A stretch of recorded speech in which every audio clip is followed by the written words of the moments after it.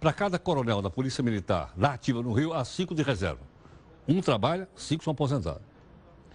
O que impressiona é o custo mensal das aposentadorias. R$ 26.500 por cabeça. Nós temos aqui uns dados também para mostrar para você. Vou voltar aqui no telão. Vamos lá.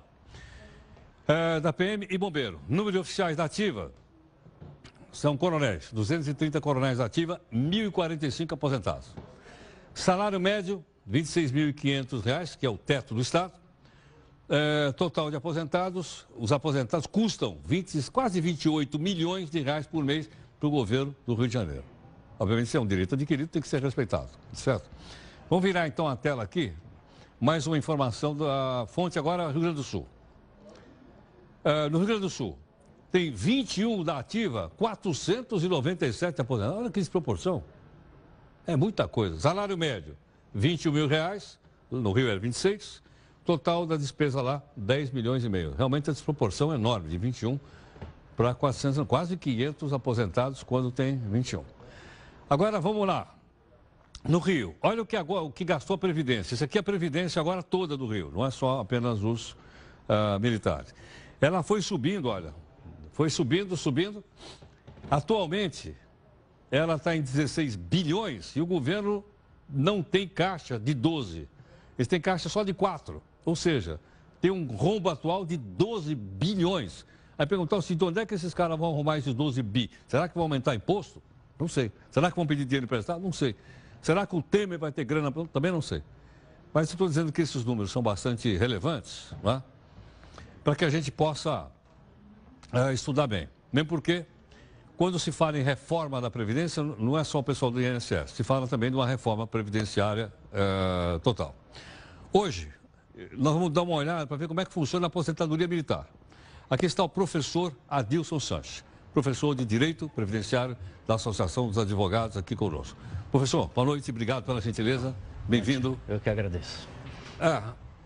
Adilson, me conta o seguinte, com quantos anos, vamos falar dos militares das Forças Armadas, com quantos anos se aposenta o militar? Se aposenta com 30 anos de serviço. 30 de serviço? Mas tem alguns detalhes que fazem com que esse número tenha outro alcance. Já desde a formação, desde a academia, é contado como tempo para fins de aposentadoria. Mas é bom que se diga que a palavra aposentadoria não é adequada aos militares das Forças Armadas. Porque, na verdade, eles entram em inatividade, né? Eles são remunerados pela inatividade pós 30 anos. Não temos propriamente uma previdência social dos militares. Não tem? Eles não contribuem? Eles não contribuem para a aposentadoria. Não? Não, eles contribuem para a pensão. E isso desde 2001, é algo relativamente novo, né? Então, hoje eles contribuem com 7,5%, né, para custeio da pensão, que vão deixar para os seus dependentes. E também é interessante colocar que o rol de dependentes dos militares, falamos das Forças Armadas, certo? São distintas do quadro que você mostrou agora. Sem dúvida. O rol de dependentes é muito amplo. Existe, inclusive, aquela pessoa designada, que já não existe mais no regime próprio ou geral, o regime do particular, do serviço público, há muito tempo. Não existe mais essa possibilidade. Para o militar da Força Armada, ele pode designar um dependente, desde que vive sob sua dependência. A pensão quando ele morre. Bom, então ele vai pagando 7,5. Quando ele morre, ele diz, eu quero deixar a pensão para minha mulher ou para o meu filho. Isso ou não? Isso, exatamente. E aí vem aquelas situações, né? Das viúvas que só vão receber enquanto forem viúvas, das filhas solteiras que se casarem vão perder o direito ao pensionamento e não se casam por isso, né? Há dúvidas, né, se elas não se casam por isso. Mas, enfim, se casar, se deixar de ser viúva, vai perder. Quer dizer, então, aquele período de inatividade, ele não contribuiu nada? Não propriamente para uma aposentadoria. Para a aposentadoria, não. Não significa um regime de aposentadoria. Ele simplesmente vai para a inatividade de forma remunerada, até a reserva aos 65 anos. Então, com 30 anos, ele vai para a inatividade. Porém, essa inatividade é remunerada. Há um argumento forte em contrário. Eles podem ser chamados a qualquer momento, né, para exercer a função militar. Entendo. Que fica de stand-by, então? Seria um stand-by. Ele pode trabalhar? Ele pode trabalhar, ele pode acumular proventos, inclusive. Não, eu digo, mas ele pode, na inatividade, trabalhar não, na inatividade, não. Não pode. Ele tem que manter exclusivamente, ele já está na inatividade, mas a sua disposição em relação ao Estado. Né? Né? Quer dizer, ele pode ser chamado, muito o Estado embora, pode né? chamá-los para trabalhar em alguma coisa. Pode ser chamado pode ser convocado para dar continuidade ao serviço militar. E o serviço militar hoje, você sabe, é muito difuso, né? Até para Olimpíadas ou para recepcionar alguma coisa interessante. Enfim. Então, desculpa, quando é que ele é reformado? Então, agora que eu estou entendendo. Aos 65 anos. É a reserva aos 65 anos. 65 ele é reformado. Isso. Aí ele não volta mais. Aí não volta mais. Mas ele continua pode exercer recebendo? outras atividades. Ele continua recebendo. Quanto? Como é uma inatividade remunerada, ele recebe o que recebia até então. E conforme a posição que ele está, ele recebe até de um posto superior ao do último que ele prestou, conforme for a situação. E quando ele está reformado, ele continua recebendo? Continua recebendo o mesmo valor. E as pensões continuam sendo os mesmos valores. E é por isso que a gente precisa definir que sistema de previdenciário nós desejamos. Sem esquecer, Heródoto, eu acho importante essa discussão, que o Estado é servido, né? Existe para servir a sociedade. Claro. Não é verdade? Sim. Não se pode colocar o Estado vai quebrar, o Estado tem que ser poupado. Não, afinal de contas, nascemos para ser atendidos pelo Estado. O Estado nos dá a devida proteção Mesmo porque social. somos nós que mantemos, né? Contudo, se até a França está pensando em reduzir gastos com o presidente, imagina nós aqui no Brasil a necessidade de tornar isso equilibrado. Essa é a grande questão. Mesma coisa, é um certo tabu falar o que nós estamos falando aqui ou não? É muito. É muito tabu. Eu nunca vi falar isso agora. É muito. Nem a literatura jurídica se ocupa disso. Não se ocupa. O argumento é que não existe um sistema próprio para eles, né? Que, na verdade, não se fala em regime de previdência. Eles simplesmente vão para a inatividade e continuam recebendo os valores.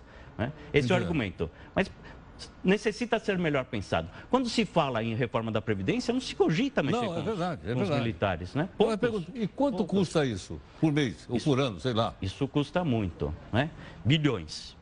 Bilhões. Eu tenho alguns números, se você quiser, que eu passe, que são números, inclusive, oficiais, né? Que eu trouxe aqui. São números oficiais, se você quiser mencionar, estão grifados aqui. São números oficiais. Estou vendo aqui. A folha de pagamento das Forças Armadas 2015, incluindo ativos e inativos, custa 55,5 bi. Isso. Dados do próprio Ministério. Exatamente, 55,5 bi. Ministério da Defesa. Agora, não era o caso de discutir com os militares para que eles fizessem o seu fundo de pensão, o seu fundo de aposentadoria? Sim, é o caso. É o caso. Se estamos tratando de reforma, se isso é necessário para a manutenção do Estado, se o Estado deve prover a todos nós com os mínimos, porque essa é a função, são os mínimos sociais, né? Deve existir um equilíbrio, justiça social, um equilíbrio, né? Porque eles gozam desses privilégios que nós não encontramos em relação aos demais trabalhadores. Isso é uma questão histórica que vem ainda do período militar, pós-64, é isso ou não? Mais do que histórica, é uma questão cultural. Cultural. Sem dúvida. E, de certa forma, como você disse, esse tabu é um tabu, né? É um tabu. É um tabu. E não há nada mais corporativo no mundo, na história do homem, do que o grupo militar. Né? É a essência deles. Então, é algo... Aliás, ele é chamado de corporação militar. Sim, é algo definitivamente delicado, né? E eles estão com poder, seja qual for o poder, né? Estavam com poder antes, né, do golpe de 64 e continuaram com poder pós-período democrático de 88, com algumas feições diferenciadas, opiniões divergentes, mas estão, né? Eles atendem o poder. Então, mas eu digo de 88 para cá, eles estão obedecendo o que está na Constituição. Sim. Não é? Sim. Eu não me lembro de ter visto nenhum militar da ativa fazer comentários, por exemplo, sobre impeachment ou não impeachment. Houve um caso só no Rio Grande do Sul, mas isolado, ou não? Estão um tanto quanto discretos, não é verdade? Não sei se isso é uma boa ou uma má notícia. Não sei. Porque eu acho importante também o posicionamento político desse grupo. É importante. Não estou, pelo amor de Deus, mencionando qualquer atitude que venha intervir no processo democrático, de forma alguma. Claro, mas acho que é importante também um posicionamento político. Acho, por exemplo, que o Ministério da Defesa não pode estar nas mãos de alguém que nos venha dessa área das Forças Armadas. Eu particularmente penso assim. De todo modo, também se sustenta o seguinte, ele, mais do que qualquer outro cidadão, põe sua vida em jogo em condições precárias, né? Ele não pode exercer uma segunda atividade, ele não pode ser político, ele não pode ser candidato político. Só depois quando for para a reserva. Enfim, né? Tem todas essas circunstâncias também que, de alguma forma, poupam esse discurso de que deveria se mexer com esse grupo. Tá certo. Vamos continuar a nossa conversa aqui, Santinho. Vamos lá. Ficou bastante claro. Para mim, ficou muito claro. Só não pode confundir com os militares dos estados, claro, tá bom? Dos policiais militares. Isso é uma outra história. Nós estamos falando das Forças Armadas do país. Forças Armadas. Tá certo. Tá bom? Ah, ok. Adilson, eu acho que uma vez que o país é um país democrático, Sim. que as Forças Armadas estão comprometidas com a democracia. Sim. E eu não tenho dúvida nenhuma disso, e não vi nenhuma demonstração que não fosse nesse sentido. Eu acho que é o caso, é o momento da gente conversar, de falar sobre isso. Sem dúvida. Né? Sem dúvida. O tabu, tá aí, vamos conversar, vamos falar. Vamos conversar. É merecido que eles tenham privilégios em relação aos demais trabalhadores? Qual a diferença do serviço militar com aquele do cidadão comum que acorda, desperta de madrugada, fica 2, 3 horas para chegar ao seu trabalho, trabalha durante todo o dia e retorna mais 2, 3 horas e mal pode dormir à noite? Né? Mas se estivéssemos num período de guerra, né? Se estivéssemos envolvidos nessa situação, será que seria justo que o militar não tivesse algum privilégio em relação ao trabalhador que ficou no país, que não está sujeito a esse evento? Né? Então, são questões que o Brasil precisa resolver. Quando se fala na Constituição de 88, eu fico muito aborrecido, né? Criticarem a Constituição de 88. Por quê? Porque ela foi desenhada de forma muito democrática, de forma muito aberta, privilegiando o cidadão. Né? Princípios importantíssimos que a economia não pode ser mais importante do que os preceitos constitucionais. Agora, é fato, precisamos encontrar meio caminho, um equilíbrio. E sempre esse equilíbrio, num primeiro momento, é econômico. É aqui, nos Estados Unidos e na Europa, e em qualquer lugar, na Ásia. Vou te perguntar, esses outros países também têm pensão? Também. Também tem? Também. Tá. É algo relativamente próximo. Próximo. Tá. Isso. E é um tabu também em outros países. Né? Não é um tabu brasileiro, não é um privilégio nosso. Porque nós quisermos deixar uma pensão para os nossos filhos, nós temos que fazer um PGBL, um VGBL, não é? Nós vamos deixar uma pensão para os nossos filhos, uma pensão oficial. Sim, claro. Só não será parecida com a dos militares. A nossa, a gente contribui pelo teto e recebe pelo mínimo. Isso. Agora, até o serviço público está envolvido nisso, né? Porque até então o serviço público também recebia uma pensão que representava o último vencimento. Hoje já não mais. Quem ingressa no serviço público hoje vai pegar o teto, que é o 5.189, o teto de todos nós. Que é o da aposentadoria do INSS. Que é do INSS. Curioso, doutor, que o valor médio dos benefícios pagos pelo INSS é de R$ 1.100. Sim. Né? Você mencionou do regime próprio do Rio de Janeiro, R$ 27.000. Né? E dos militares, quase que o dobro disso. Né? Então, essa distorção é que precisa ser melhor pensada. Entendida. E é entendida, isso. E aceita, né? Aceita para poder ser modificada, para fazer justiça social, ou seja, reduzir desigualdades no país. Nosso país é de extrema desigualdade social. Adilson, muito obrigado. Eu que agradeço. Muito grato, viu? Obrigado pela aula. Ficou muito claro. Muito obrigado. Imagina. Bom, vamos fazer então rapidamente o intervalo. Eu acho que, eu não me lembro, sinceramente, olha, eu trabalho com jornalismo já há algum tempo, você vê que eu sou velhão, de ter feito uma entrevista com alguém que me explicasse como funciona o sistema de aposentadoria dos militares. Primeira vez que eu aprendi aqui com o professor Adilson. Mas é um tema que nós vamos voltar, pode ter certeza. Mais cedo ou mais tarde a gente vai voltar, vamos falar, porque faz parte, né, da nossa condição de cidadãos. A gente volta já já.